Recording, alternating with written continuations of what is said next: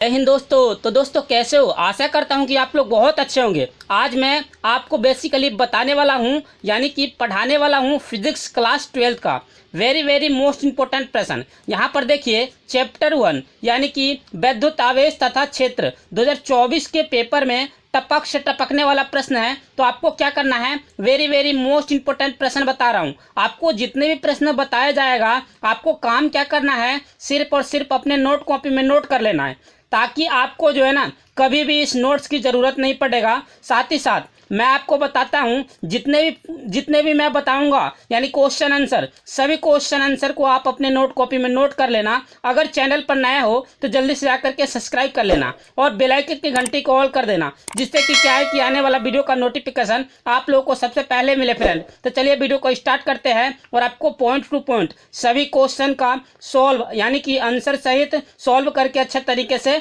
दिखा देता हूँ। देखिए फ्रेंड, उससे पहले कुछ पॉइंट सुन लीजिए। आग लगा दो पानी में, आग लगा दो पानी में, जवानी उसे कहते हैं, जवानी उसे कहते हैं। छीन लेना यूपी बोर्ड के एग्जाम 2024 में नंबर, रवानी उसे कहते हैं। अगर आप चाहते हो कि 2024 में 95% हमें लाना है तो चैनल को तो सब्सक्राइब करना ही करना है, साथ ही साथ अपने नोट कॉपी में नोट करते जाना है, क्योंकि फिजिक्स का सबसे पहला बैच मैंने ही स्टार्ट कर दिया है और आप लोगों के लिए फ्री ऑफ कॉस्ट नोट्स वगैरह सब कुछ देने वाला हूं। तो आपको काम क्या करना है, जितने भी मोस्ट इंपोर्टेंट प्रश्न बताया जाएगा सिर्फ और सिर्फ आप नोट कर लेना, और नोट करके और साथ ही साथ आपको पीडीएफ वगैरह चाहिए तो मैं टेलीग्राम का लिंक दे दूंगा अपने डिस्क्रिप्शन बॉक्स में, आप वहां से जाकर के ज्वाइन होकर के आप मुझसे ले सकते हो। तो बिल्कुल कोई दिक्कत नहीं है। चलिए वीडियो को स्टार्ट करते हैं और आपको अच्छे तरीके से सारा क्वेश्चन समझा देता हूँ। देखिए फ्रेंड, तो यहाँ पर हमने लिख लिया है महत्वपूर्ण प्रश्न, जो कि वेरी मोस्ट इम्पोर्टेंट प्रश्न है, हर साल पूछा जाता है। जो प्रश्न हर साल यानी कि चैप्टर नंबर 1 से पूछा जाता है, आपको काम क्या करना है, सबको बस केवल और केवल नोट कॉपी में नोट कर लेना और इसको अच्छे तरीके से प्रैक्टिस कर लेना। जैसे देखिए पहला प्रश्न है, प्रश्न नंबर 1, विद्युत क्षेत्र की तीव्रता का मात्रक क्या है। ये हर बार पूछे जाते हैं। 1 नंबर का ये प्रश्न है बहुविकल्प का, हर बार ये प्रश्न आपके एग्जाम में पूछा जाता है। बस आपको क्या करना है, इसको अच्छे तरीके से पढ़ लेना है। जैसे देखिए विद्युत क्षेत्र की तीव्रता का मात्रक होता है न्यूटन प्रति कूलम। आपको लिखने कैसे है, तो आपको लिखना है क्वेश्चन नंबर 1 का उत्तर, अतः बहुविकल्पीय सी प्रति प्रति कूलम, या 1 2 3 है तो 3, इस प्रकार से आप लिख सकते हो, या A B C है तो C। तो आपको ये समझ में आ गया होगा। नेक्स्ट प्रश्न देखिए, प्रश्न नंबर 2, ध्यान से देखना सब कुछ समझ में आ जाएगा।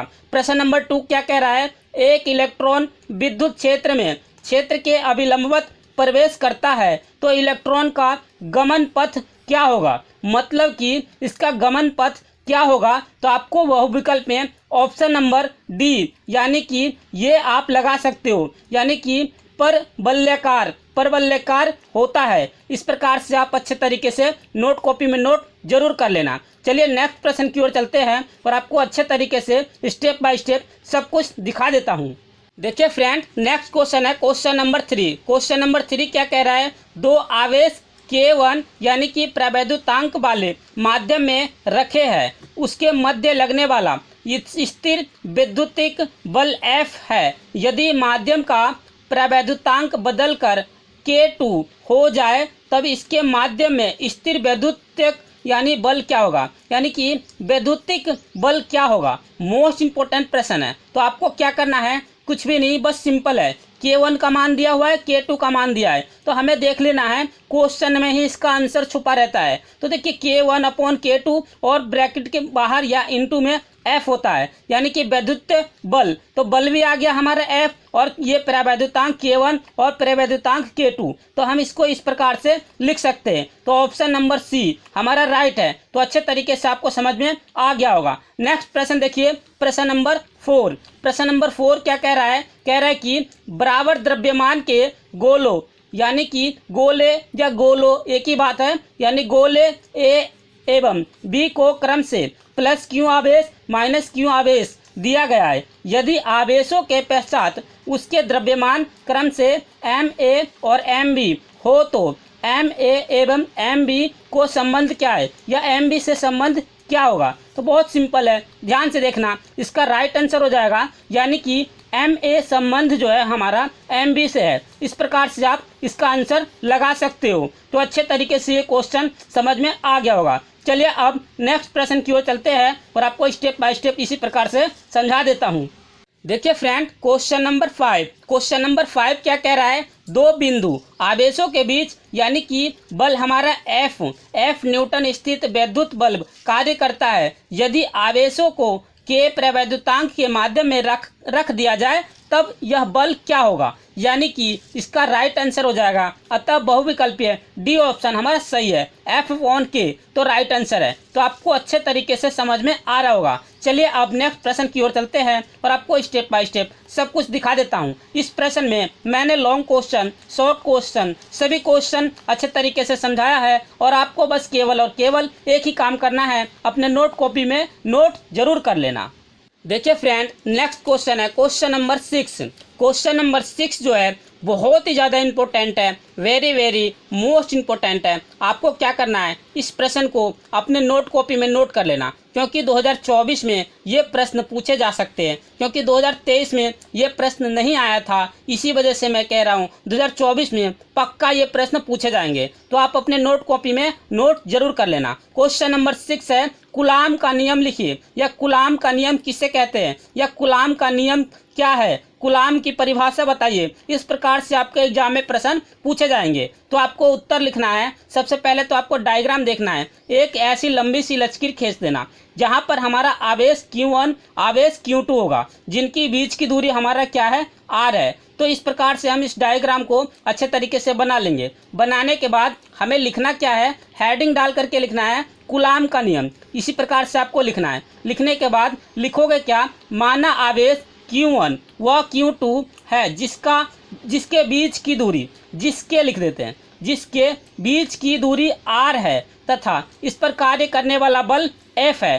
तब इस पर हमारा फॉर्मूला क्या बन जाएगा, यहाँ पर देखिए F = K Q1 Q2/R², समीकरण 1। अब क्या करेंगे, जहाँ पर या चूंकि इस प्रकार से लगा देंगे, चूंकि K = 1/4πε0 होता है। इसके बाद देखिए K के स्थान पर हम क्या करेंगे, इसको 2 बना दीजिए समीकरण। तो समीकरण 2 का मान K के स्थान पर रखेंगे तो हमारे पास क्या बनेगा, F = 1/4πε0 × Q1 Q2/R²। तो हमारा राइट आंसर हो जाएगा। कूलाम का नियम का फॉर्मूला यही होता है। आप इसको अच्छे तरीके से नोट कॉपी में नोट करके याद कर लेना, क्योंकि न्यूमेरिकल जो है ना, इस पर बहुत ज़्यादा आता है। इसके साथ ही साथ आपको लास्ट में लिखना है बल का मात्रक न्यूटन होता है, यानी कि यहाँ पर लिखा हुआ है ना बल, यानी बल का मात्रक क्या होता है, न्यूटन होता है। इस प्रकार से आप इसको अच्छे तरीके से समझ में आ गया होगा। नोट कॉपी में नोट जरूर कर लेना। चलिए अब नेक्स्ट प्रश्न की ओर चलते हैं और आपको स्टेप बाय स्टेप इसी प्रकार से दिखा देता हूँ एवं अच्छे तरीके से समझा देता हूँ। देखिए फ्रेंड, नेक्स्ट क्वेश्चन है क्वेश्चन नंबर 7। क्वेश्चन नंबर 7 भी काफ़ी ज़्यादा इंपॉर्टेंट है बोर्ड एग्जाम के लिए। ये क्लास 12 का जितने भी मोस्ट इंपॉर्टेंट प्रश्न करवा रहा हूँ, बस केवल और केवल आपको क्या करना है, नोट कॉपी में नोट कर लेना है। ये वेरी मोस्ट इंपॉर्टेंट प्रश्न है। आपको बस केवल क्या करना है, नोट कॉपी में नोट कर लेना। नोट कॉपी में नोट हो जाएगा तो आप अच्छे तरीके से 2024 के लिए मतलब कि तैयारी में लग गए हो। अगर आप लोग नोट नहीं करोगे तो आपके लिए बहुत दिक्कत देने वाला है। तो देखिए यहाँ पर प्रश्न नंबर 7 है, विद्युत क्षेत्र की तीव्रता का या की परिभाषा तथा इसका मात्रक लिखिए। तो आपको मैंने पहले ही बता दिया था विद्युत क्षेत्र की तीव्रता का मात्रक क्या होता है। तो आप लोग कमेंट में जाकर के कमेंट कर देना। इस क्वेश्चन को कराने से पहले आपको कमेंट में कमेंट कर देना है कि विद्युत क्षेत्र की तीव्रता का मात्रक क्या है, ठीक है। और देखिए यहाँ पर मैंने लिख भी दिया है, और साथ ही साथ आपको उत्तर में क्या है, उत्तर किस प्रकार से लिखोगे, लिखना कैसे है, हेडिंग डालना है विद्युत क्षेत्र। विद्युत क्षेत्र हेडिंग डाल करके बस केवल और केवल ये वाला फॉर्मूला आपको अच्छे तरीके से याद होना चाहिए। फॉर्मूला क्या है, E = F/Q0। मतलब कि F का मतलब क्या होता है, हमारा बल। तो F का मतलब बल और Q का मतलब हमारा होता है आवेश, ठीक है। इस प्रकार से आपको समझ में आ रहा होगा। तो Q का मतलब आवेश और F का मतलब बल। तो बस हो गया सॉल्व। कैसे, तो देखिए यानी कि हम इसको ऐसे बोल सकते हैं, बल बट्टे आवेश के अनुपात को विद्युत क्षेत्र की तीव्रता कहते हैं। याद हुआ, देखिए बल बट्टे आवेश के अनुपात को विद्युत क्षेत्र की तीव्रता कहते हैं। E=F/Q0। बस इतना सही तो है। इसका मात्रक क्या है? तो देखिए, विद्युत क्षेत्र का मात्रक है न्यूटन प्रति कूलम। मैंने आपको कमेंट में जा करके बोलने के लिए बोला था, फिर भी एक बार आप लोग बोल देना, क्योंकि इससे क्या होगा कि आपका प्रैक्टिस हो जाएगा। चलिए अब नेक्स्ट प्रश्न की ओर चलते हैं और आपको स्टेप बाय स्टेप इसी प्रकार से समझा देता हूँ।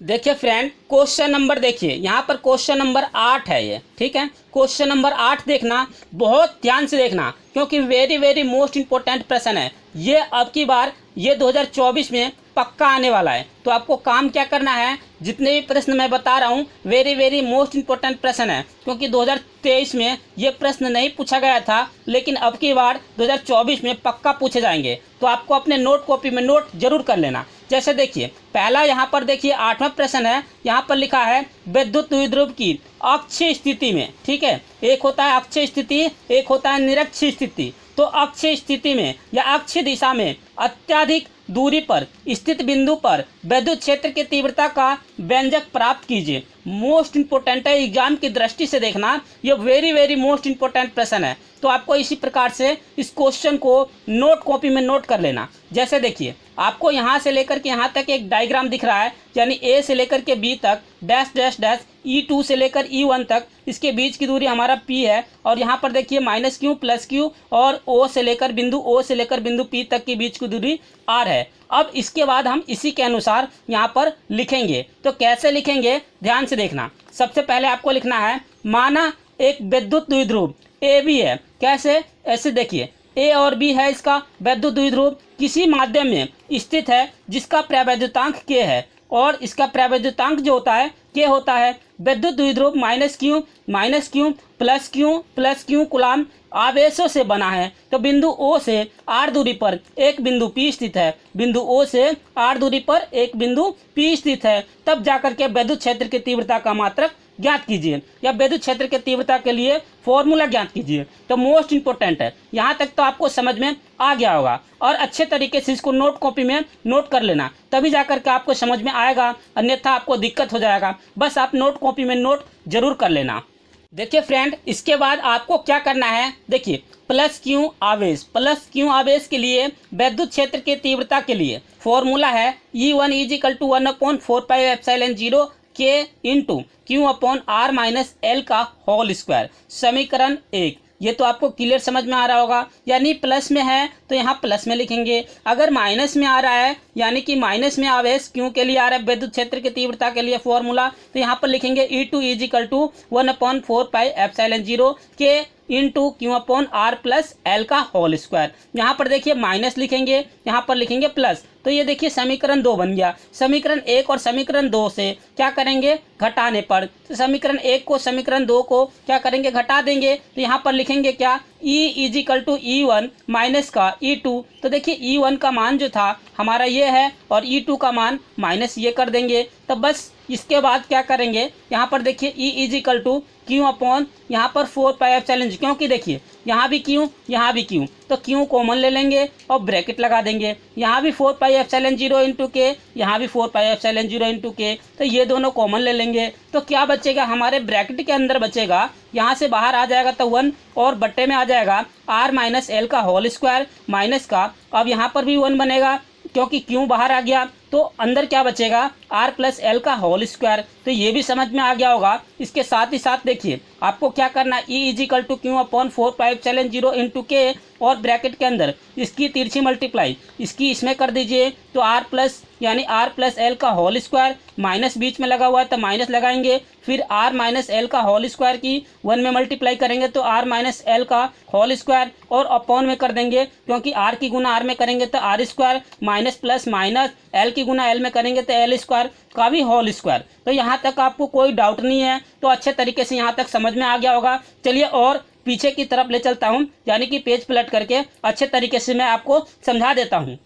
देखिए फ्रेंड, इसके बाद आपको क्या करना है, E = Q/4πε0 × 4LR। क्यों? क्योंकि देखिए P का फॉर्मूला होता है हमारे पास 2QL होता है, तो हमें 2QL बनाने हैं। तो यहाँ पर 4LR लिख लिया, इसके बाद R² - L का होल स्क्वायर हो गया। इसके बाद देखिए Q/4πε0 जैसा है वैसा इंटू, इसको हम तोड़ सकते हैं ना इस प्रकार से, 2 × 2LR लिख सकते हैं। क्यों? क्योंकि यहाँ पर हम इस प्रकार से, क्योंकि फॉर्मूला हमारा ये यूज होगा। तो देखिए नीचे वाला ऐसे ही रहेगा। इसके बाद देखिए E इजिकल टू क्या बनेगा, 1/4πε0 इंटू के, ये ऐसे ही चलता रहेगा। बस हमें चेंज यहाँ पर करना है, 2 बाहर ले लेंगे तो क्या बचेगा, 2QL बनेगा। क्यों 2QL? इसलिए क्योंकि Q कहाँ से आ गया, तो देखिए यहाँ पर Q था ना, तो ये Q इसके साथ मल्टीप्लाई में आ गया। तो क्योंकि इसका मान क्या होता है P, तो हम इसके जगह पर क्या रखेंगे P, और R अपनी जगह पर नीचे वाला ऐसे ही रहेगा। अब देखिए नीचे अगर R² माइनस L² का होल स्क्वायर है, तो अगर इसका फॉर्मूला खोलोगे तो केवल R की पावर 4 बनेगा। ठीक है, तो देखिए R से एक R खत्म करेंगे तो ये R की पावर 3 बनेगा। इसके बाद देखिए आपको क्या करना, E is equal to 1/4πε0 into 2P/RQ, और K इजिकल टू 1 छोड़ने पर, यानी K का मान 1 रखेंगे तो भी कोई दिक्कत नहीं है, तो हम इसको छोड़ देते हैं। L² का मान छोड़ने पर ये भी लिख सकते हो, नहीं तो डायरेक्ट आप इसका सॉल्व करके लिख सकते हो। इसके बाद आपको क्या करना है, विद्युत क्षेत्र का मात्रक क्या होता है, न्यूटन प्रति कूलम। तो यहाँ तक कर देना, आपको जो है ना फुल नंबर मिलेंगे। मतलब कि ये 5 नंबर का प्रश्न है, जो कि लास्ट प्रश्न मैंने बताया है। अगर अच्छे से समझ में आ गया तो वीडियो को जा करके एक लाइक कर देना, ठीक है, और चैनल पर नए हो तो जल्दी से जा करके सब्सक्राइब कर लेना, और बेल आइकन की घंटी को ऑल कर देना, जिससे कि क्या है कि आने वाला वीडियो का नोटिफिकेशन आप लोगों को सबसे पहले मिले फ्रेंड। तो चलिए वीडियो को समाप्त करता हूँ। जय हिंद, जय भारत, वंदे मातरम। Thanks for watching.